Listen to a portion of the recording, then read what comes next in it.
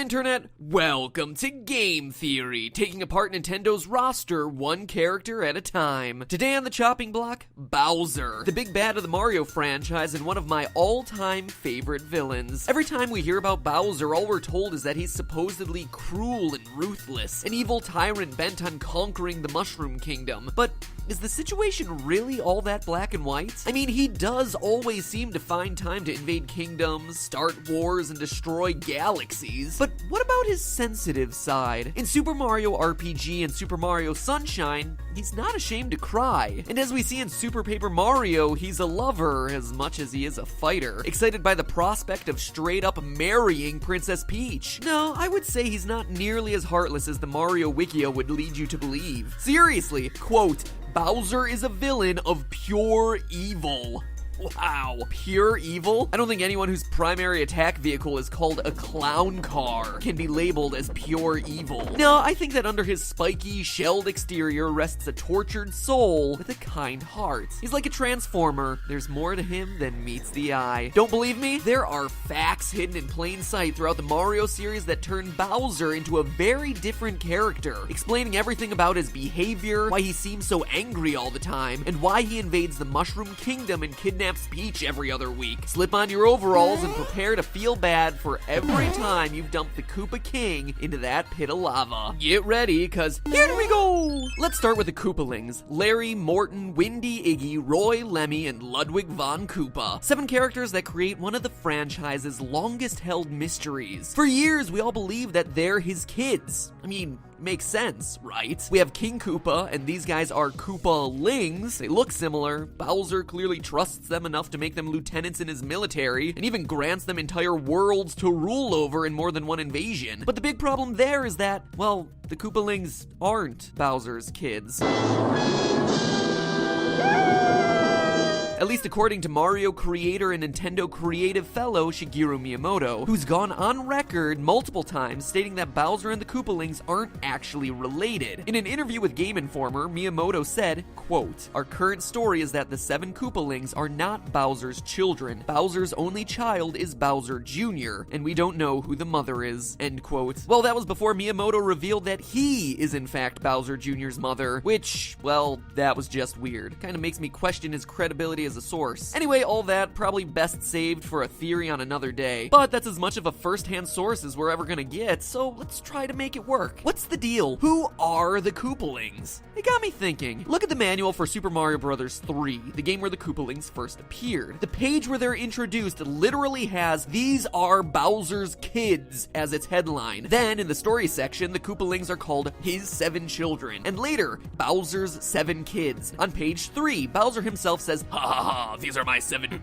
That is not how Bowser would sound. "Ha ha ha, these are my 7 children that are gonna help me take over the Mushroom World." Then later on, Larry, Morton, and Lemmy all refer to Bowser as their father. Gee, I wonder why we could have thought that they were his kids for so long. The manual seems pretty insistent on it. You are the father! And I know what you're thinking, translation error. Well, that's simply not the case. The kanji used in the Japanese manual all equate to things like children and father. Even when the game was re-released as Super Mario Advance 4, the Koopalings were again referred to as Bowser's children. And that's not just a one-off thing for versions of Mario 3. The manual for Super Mario World also described them as Bowser's kids, though here, it's not mentioned in the Japanese. So how can Miyamoto say they're not related, but then the manual in its original language say that they are? Both of these things can't be right.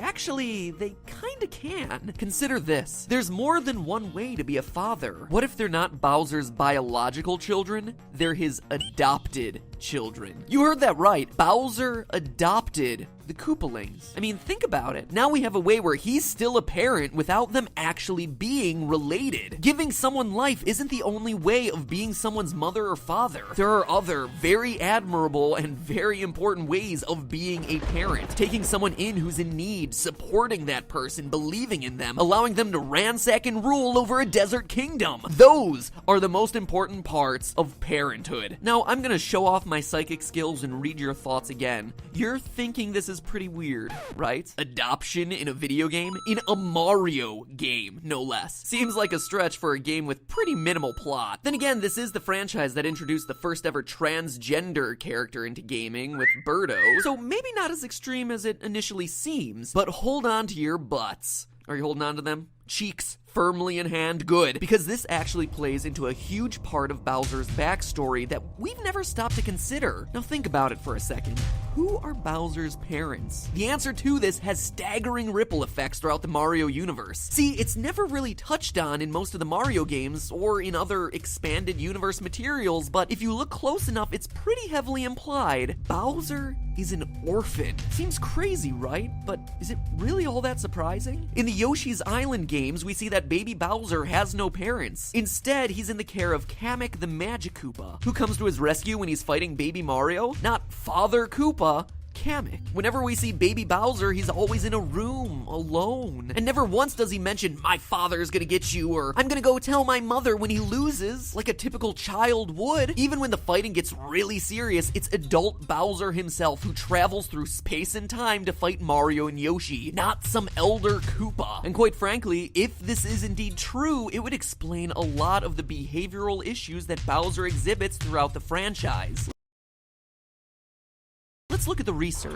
After digging through papers covering the psychological impacts of being raised as an orphan, losing one or both parents in childhood, and being raised in foster care, the data reliably pointed to significant behavioral changes that align with Bowser's behavior throughout the games. For example, in the study Personality Differences Between Orphans and Non-Orphans, researchers compared two groups of approximately 100 children, 100 orphans and 100 non-orphans. They determined that there was a high correlation between being raised in an orphanage and feelings of alienation and hostility towards society. Quote, it's evident from the results that orphanage-reared children show high feelings of alienation and are more hostile towards society when compared to children reared in home atmosphere. And another quote, the more number of years spent in the orphanage, the more hostility feeling in the orphan. All of a sudden, we have a reason for Bowser's tyrannical behavior. He's mad at the world as a result of his upbringing. He feels alienated from society and wants to take over to claim his rightful place. But it doesn't stop there. Studies examining the relationship between being raised without parents and future criminal activity found that in prison populations, the likelihood that a criminal was raised without one or both parents was significantly higher than the average population. And according to a 2012 report from the U.S. Administration of Health and Human Services, 60% of males aged out of the foster care system had been convicted of a crime. I'm assuming the crimes didn't consist of imprisoning the land's fairies in glass bottles, but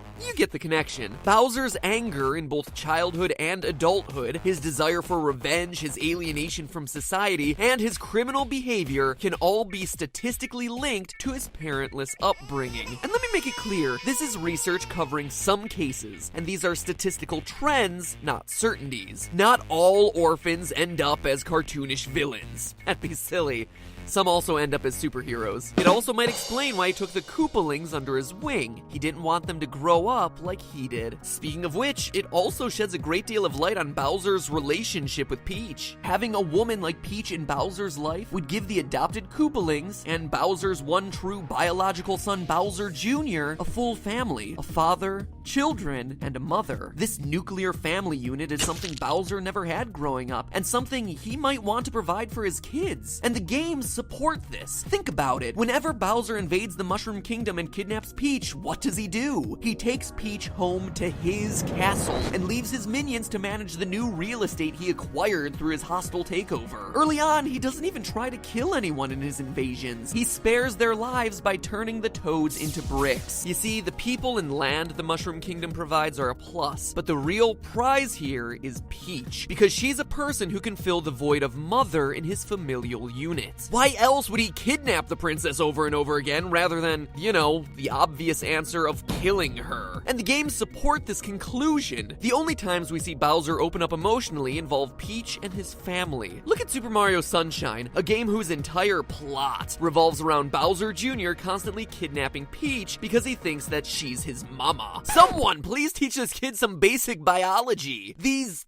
things don't go together. And even still, they wouldn't produce this. But what would give him that idea in the first place? Well, Bowser himself. At the end of the game, Bowser confesses to his son that Peach isn't his mom. But why lie about something like that? If you look closely, his eyes well up a bit in that final scene. The lie, the tears, this seems to indicate that Bowser feels guilty about being a single dad to his son, remorseful about his plan to kidnap Princess Peach not being able to provide him with a full family. But as one last point of evidence here, let's turn to the pages of the now defunct Nintendo Power. Counselor's Corner, you won't soon be forgotten. Now, for those of you who don't remember the simple joys of completing a year's worth of spine art or sending in illustrated envelopes, Nintendo Power was a news and strategy magazine that was published in-house by Nintendo of America. In the days before the internet, Nintendo Directs, and Iwata Bananas, it was the go-to source for everything Nintendo. And included in that everything were comics. For 12 issues in 1992, they ran a comic called Super Mario Adventures, which told the typical story of, you guessed it, Bowser kidnapping Peach with the help of the Koopalings. But what makes this comic special is that in it, Bowser finally explains his motivations. Why he does it. Volume 35, April 1992, we're treated to the following frames. Bowser says,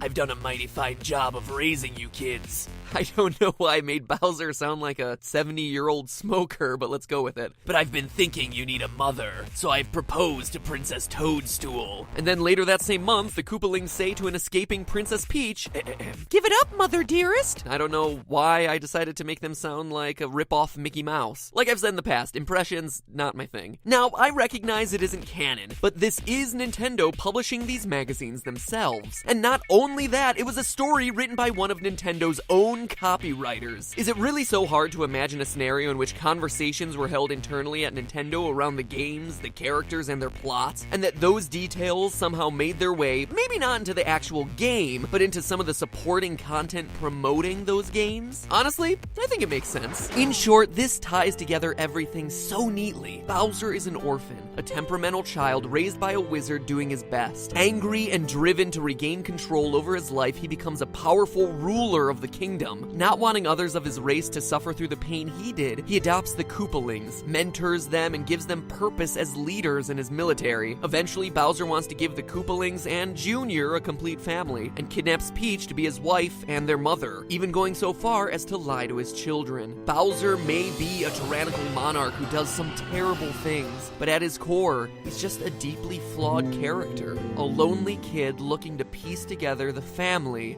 he never had.